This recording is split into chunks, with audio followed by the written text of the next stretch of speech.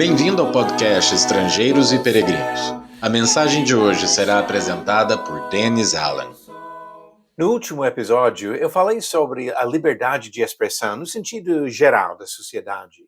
Hoje, eu quero falar sobre a importância de discurso aberto no contexto da família e da igreja. E no final do episódio, darei a resposta à pergunta 683. Então, se você já respondeu a pergunta, espere um pouquinho para verificar a sua resposta. Eu dou graças a Deus pela liberdade de expressão garantida pelas leis de muitos países, inclusive o Brasil. Acredito na importância de discurso público, a liberdade de debater ideias diferentes. E como eu valorizo muito o exemplo de Jesus e seus apóstolos, reconheço a necessidade de confrontos abertos sobre questões espirituais e religiosas.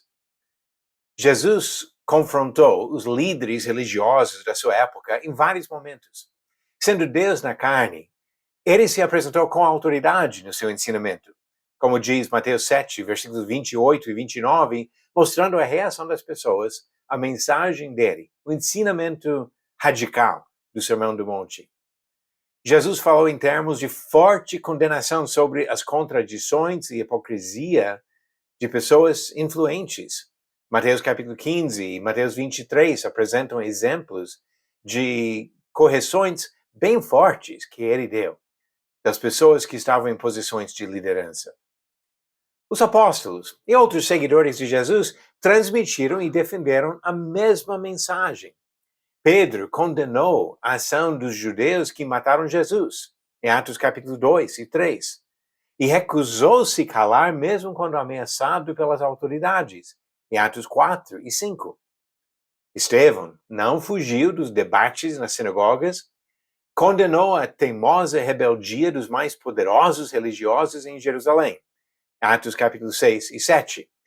Foi morto por causa disso, mas ele não se recuou das oportunidades de ensinar e corrigir. Paulo discutia com os filósofos gregos. Em Éfeso, ele discutia com outros na sinagoga durante 3 meses.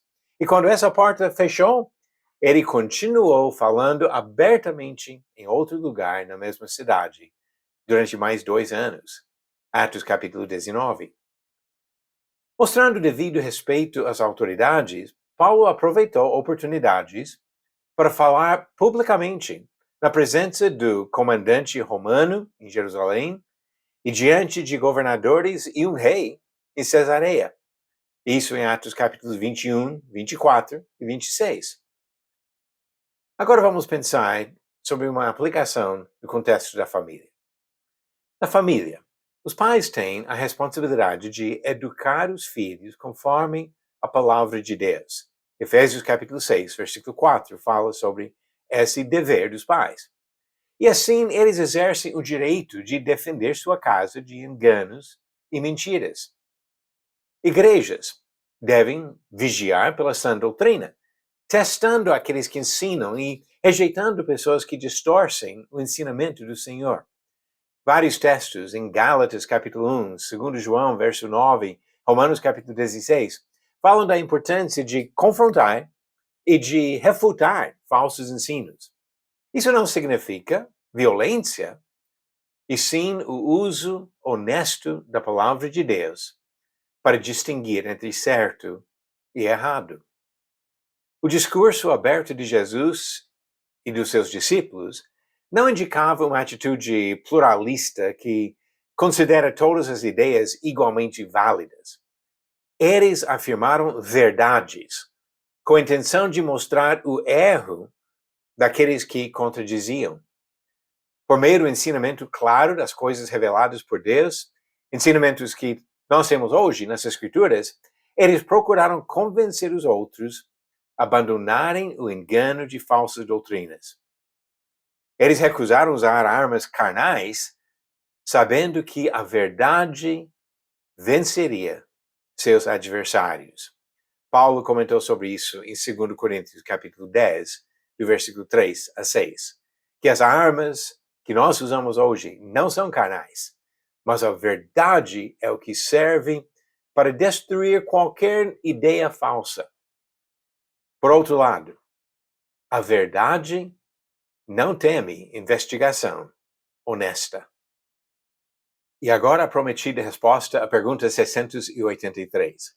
Qual sacerdote viveu 130 anos e ajudou um rei jovem a servir ao Senhor? Alternativas: A. Arão, B. Samuel, C. Melquisedeque ou D. Joiada. A resposta certa, alternativa D. Joiada. Nós encontramos o relato dessa história em 2 Crônicas, capítulo 24.